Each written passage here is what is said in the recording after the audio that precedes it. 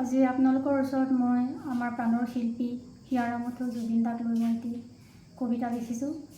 সেই কবিতাটো আজি আপোনালোকৰ ওচৰত মই গাই শুনাব বিচাৰিছোঁ। হয়তো ক'ৰবাত কিবা ভুল ভ্ৰান্তি হ'ব পাৰে, আপোনালোকে মোক ক্ষমা কৰিব। কবিতাৰ শিৰোনামা হ'ল মৰমৰ জুবিন দালৈ লিখা চিঠি। এয়া জুবিন দালৈ বুলি এখনি চিঠি লিখিছোঁ। তুমি কেনে আছা জুবিন দা? ভালে আছা?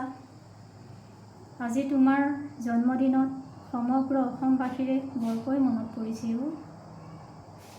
জুবিন দাবিহীন সমগ্ৰ অসমবাসীৰে উজাগৰে অনাহাৰে পাৰ কৰিছে মায়াবিনী ৰাতিৰ বুকুত। তুমি এবাৰতো চকু মেলি চোৱা।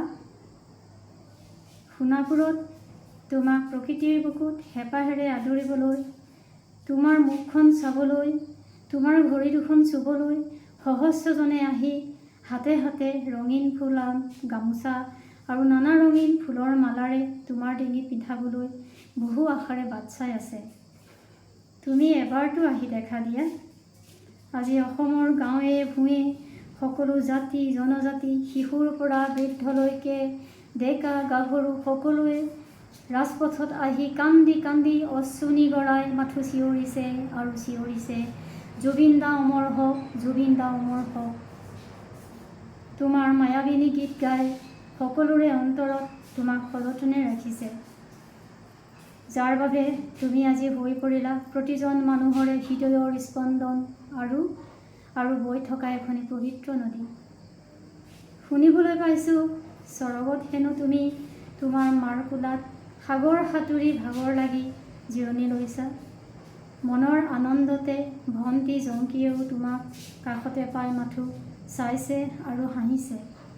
ইফালে আকৌ জ্যোতিপ্ৰসাদ দা, বিষ্ণুপ্ৰসাদ ৰাভা দা আৰু ভূপেন দায়ো তোমাৰ যাদুকৰী কণ্ঠত গীত শুনিবলৈ মাথো অপেক্ষাত বহি আছে।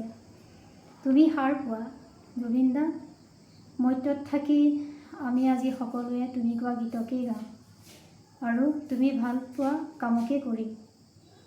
আজি নতুন প্ৰজন্মেও তুমি ভাল পোৱা নাহৰ পুলিৰে আৰু সেউজী গছেৰে ধৰণীখন সেউজী কৰিছে।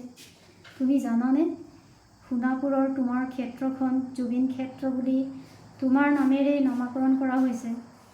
তোমাৰ সমাধি ক্ষেত্ৰত অজস্ৰ অনুৰাগীয়ে দিনে ৰাতিয়ে সকলো সময়তে চাকি বন্তিৰে উজ্বলাই তুলিছে। অপেক্ষা মাথো তোমাৰ বাবে। তুমি সাৰ পোৱা, চকু মেলা, কথা কোৱা, পৃথিৱীলৈ আহি সকলোকে তোমাৰ জুবিন দাৰ ৰূপত দেখা পোৱাকৈ আৰু শুনা পোৱাকৈ মাথো চিঞৰি দিয়া, এইয়া মই আহিলোঁ, জয় জুবিন দা।